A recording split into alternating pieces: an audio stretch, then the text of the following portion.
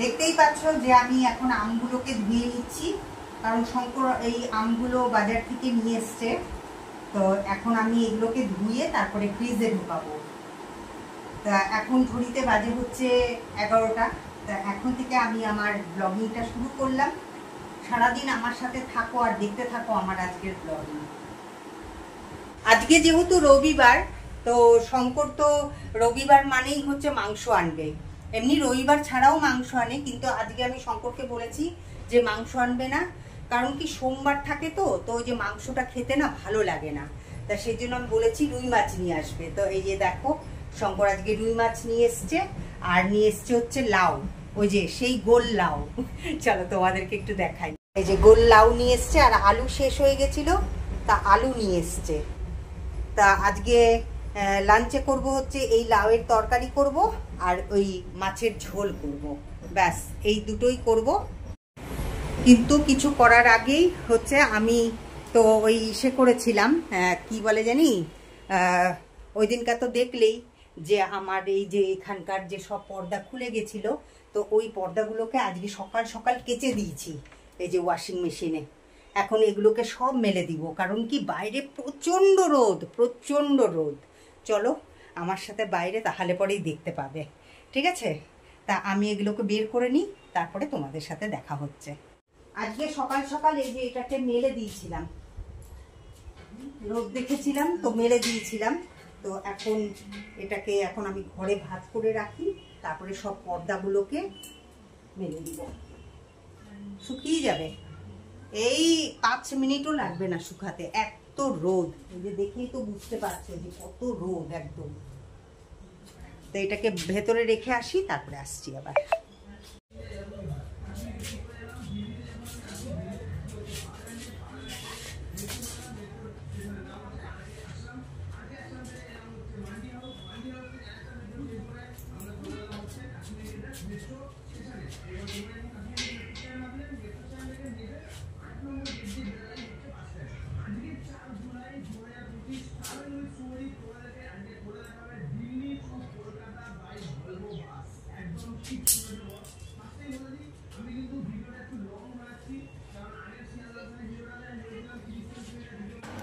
সব পর্দাগুলো মেলে দিয়েছি, ছোটোখাটো একটা লন্ড্রি বলতে পারো। চারিদিকে শুধু পর্দা পর্দা আর পর্দা। এই সামনে পর্দা, তারপরে এই দেখো এদিক দিয়েও কত পর্দা, আবার আরও পর্দা কাচার বাকিও আছে। আর এদিকে শঙ্করের একটা গেঞ্জি আর হাফ প্যান্ট ধুয়ে দিয়েছি, তা সেটাকেও ভালো করে মেলে দিচ্ছি। কুচকে থাকলে পরে তো আবার শুকাবে না, তা সেই জন্য ভালো করে একদম টান টান করে এই গেঞ্জিটা আর হাফ প্যান্টটাকে মেলে দিলাম এই যে সেটার মধ্যে। আর এইদিকে দেখো যে কত রোদ, আর আকাশটা দেখে মনে হচ্ছে না যেন শরৎকালের আকাশ? দেখো পেজা পেজা তুলো, আর সূর্য মামাকে দেখো একদম তাকিয়ে আছে। আজ অনেক ব্যস্ততার মাঝখানেই কিন্তু আমি আমার ব্লগিংটা শুরু করলাম। তা আমাকে দেখে বুঝতেই পারছো একদম প্রচণ্ড ঘেমে গেছি।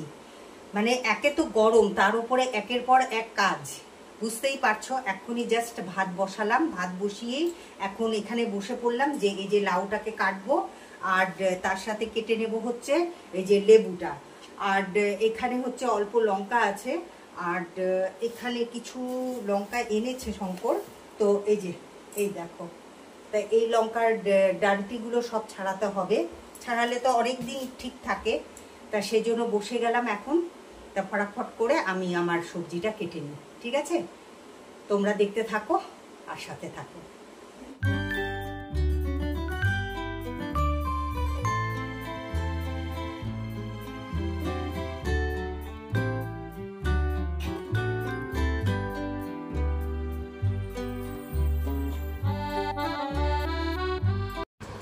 এতক্ষণ যে লেবুটা কাটছিলাম সেটা হচ্ছে গন্ধরাজ লেবু, আর এই দেখো এর যে বিচিগুলো সেগুলো আমি সব বের করে রেখে দিলাম। এরপরে আমি এগুলোকে সব কি করব বলো তো, রোদে শুকিয়ে নেব, শুকিয়ে নিয়ে তারপরে বুনে দেব। বেশ ভালো কিন্তু গন্ধরাজ লেবুর গাছ হয়ে উঠবে। আর এদিকে দেখো লেবু কাটার পরেই আমি এই লাউটাকে কেটে নিচ্ছি। আর লাউটা দেখো একদম কচি, আর লাউয়ের তরকারিটা খেতে এত ভালো হয়েছিল। এর আগের দিন এনেছিল শঙ্কর, কিন্তু কি বলো তো সেরকম স্বাদ হয়নি, তবে এই লাউটা খুব ভালো ছিল।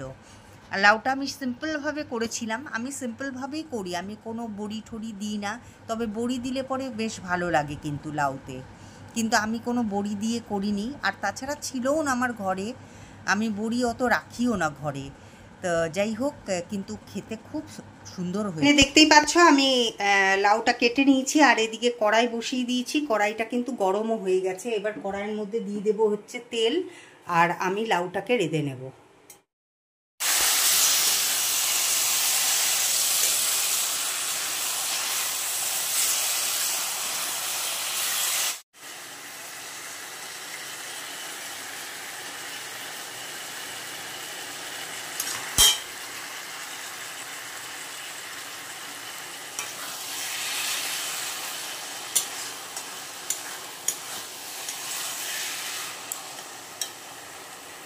সব মাছগুলো ভেজে নিয়েছি, আর এখানে আমি অল্প করে ঝিঙাটাকে ভেজে নিচ্ছি মাছের ঝোলে দেওয়ার জন্য। এই দেখো, আর এখানে আলু কেটে নিয়েছি, আর এখানে হচ্ছে জিরা আদা মশলা করে নিয়েছি, পেস্ট করে নিয়েছি, আর এখানে টমেটো কুচিয়ে রেখে দিয়েছি আর ধনে পাতা। তো এইগুলো দিয়েই আজকে মাছের ঝোলটা করব।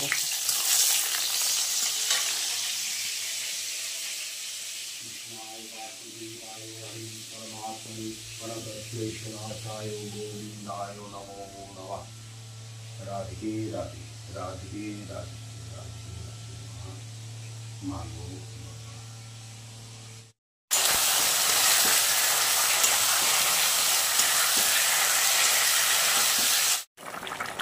এই দেখো আমার মাছের ঝোল রেডি, টকবক টকবক করে ফুটছে একদম। আর এইদিকে লাউয়ের তরকারিও হয়ে গেছে, এই দেখো। তো তোমাদেরকে তো প্রথমেই বললাম যে আজকে আমি এই দুটো পদই করব, তো দুটো পদই হয়ে গেল। এবার আমি গ্যাসটা বন্ধ করে দিই, আর পরে আমি এটার মধ্যে ঢেলে নিব মাছের ঝোলটাকে।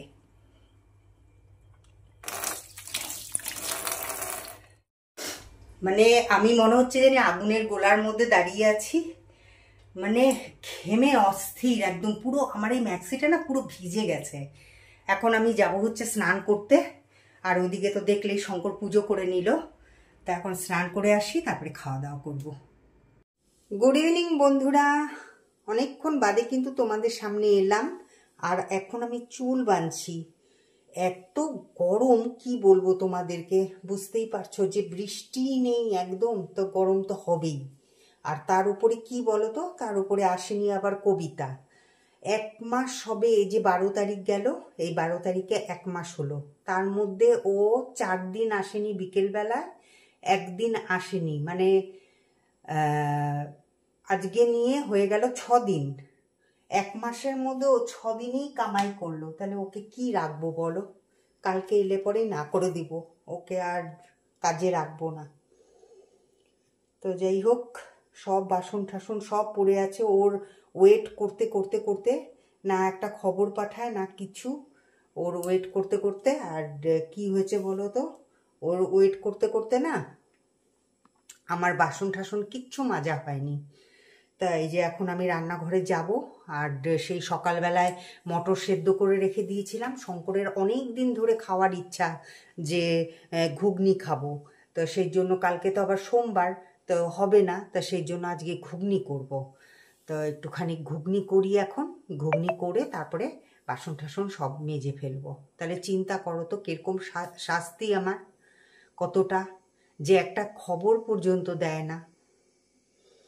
যাই হোক, এখন আর কি করা যাবে। এই জন্যই না আমি কাজের লোক রাখতে চাই না, জানো তো। এই যে ঢোকার পরে যে এই যে নকশামিটা করে না ওরা, এর জন্যই ভালো লাগে না আমার। যাই হোক, তোমাদের কাছে একটু নালিশ করে দিলাম, কি করব বলো। তোমাদেরকেই একমাত্র জানাই, কারণ তোমাদেরও তো আছে সব সার্ভেন্ট, তারাও কি এরকম করে কি না বলো তো একটুখানি কমেন্ট করে। ঠিক আছে, চলো এবার যাই রান্নাঘরে। এদিকে দেখো পেঁয়াজ কেটে আমি পেঁয়াজটাকে ভেজে নিচ্ছি। এরপরে এর মধ্যে আদা বাটা, মানে জিরের গুঁড়ো, তারপরে ধনের গুঁড়ো,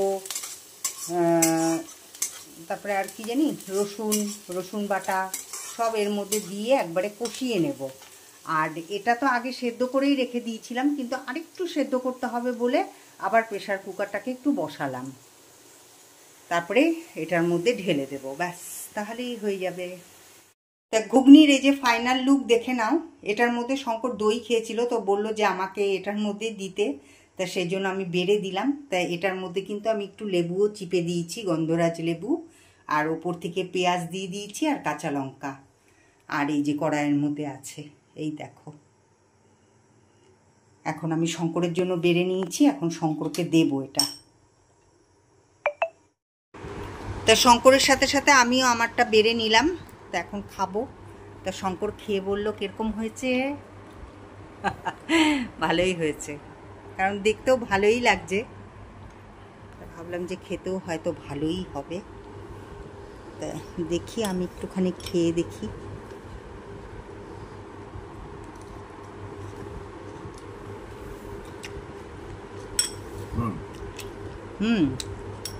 ভালোই হয়েছে। এখন ঘড়িতে 10:30 বাজতে চললো, আর আমি এদিকে কিন্তু ডিনার বেড়ে নিয়েছি। আজকে যেহেতু ওই যে ঘুগনি করেছি, তা সেই জন্য শঙ্কর বলল যে রুটি খাবো। আর শঙ্করকে আমি 2 দিন ধরে একটুখানি রুটিই দিচ্ছি, দেখছি যে মানে সহ্য করতে পারে কিনা, কারণ কি শঙ্করের কিন্তু সহ্য হয় না রুটিটা। তা যাই হোক, কালকেও খেয়েছে আবার আজকেও খাচ্ছে। তা কালকে তো কিছু হয়নি, তা দেখি। হ্যাঁ, তা চলো তোমাদের সাথে একটুখানি শেয়ার করে দিই। তো এই দেখো, এখানে লাউয়ের তরকারি নিয়ে নিয়েছি, আর এটা হচ্ছে ঘুগনি, সাথে কাঁচা পেঁয়াজ আর 2টো রুটি। আর শঙ্করেরও ঠিক তাই, তো শঙ্কর খাচ্ছে এখানে।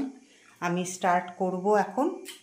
তা চলো খেয়ে নিই, খেয়ে নিয়ে তারপরে তোমাদের থেকে বিদায় নিতে আসবো। এখন ঘড়িতে বাজে 10:40। তো খাওয়া দাওয়া করে এই দেখো টেবিল সব পরিষ্কার পরিচ্ছন্ন করে এই যে দরজাটা আটকে জাস্ট ভিডিওটা অন করলাম। তো আমি তোমাদের তো বললামই যে খাওয়া দাওয়া করে নিয়ে আসি বিদায় নিতে, ঠিক আছে? তা চলো আজকের মতন ব্লগিংটা এখানেই রাখছি। আবার দেখা হবে একটা নতুন ব্লগের সাথে, তোমাদের সাথে। তোমরা খুব ভালো থেকো, সুস্থ থেকো। আর আমার এই ভিডিওটা যদি ভালো লেগে থাকে তাহলে অবশ্যই একটা লাইক করে দিও, শেয়ার আর সাবস্ক্রাইব করতে কিন্তু ভুলো না। চলো টাটা, গুড নাইট, দেখা হচ্ছে নেক্সট ভিডিওতে।